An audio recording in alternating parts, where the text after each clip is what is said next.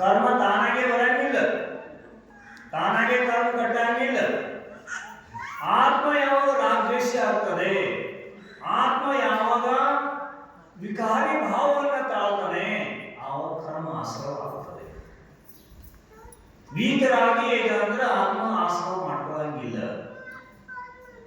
ಅರಿಹಂತ ಭಗವಂತರಿಗೆ ಆಶ್ರವ ಆದ್ರೂ ಕೂಡ ಬಂದಾಗಲ್ಲಂತೆ. ಸಿದ್ಧ ಭಗವಂತರಿಗೆ ರಾಗದ್ವೇಷ ಅಂತಕ್ಕಂಥದ್ದು ಕರ್ಮನೇ ಇಲ್ಲ, ಅವರಿಗೆ ಆಶ್ರವನೇ ಇಲ್ಲ.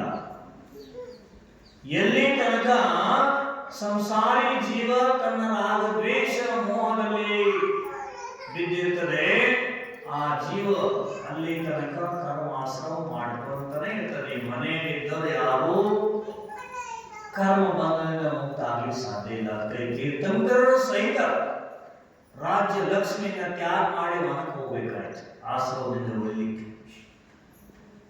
ಕರ್ಮಾಶ್ರವ ಆಗ್ತಿರ್ತದೆ, ಆಗ್ತಾನೆ ಇರ್ತದೆ. ನಮ್ಮ ನಿಮ್ಮೆಲ್ಲ ಆತ್ಮನೇ ಇಲ್ಲಿ ಮಂದಿರದ ಕುಂತ್ಕೊಂಡಿದೆ, ಎಲ್ಲರೂ ಕುಂತ್ಕೊಂಡಿರೋದಲ್ಲ.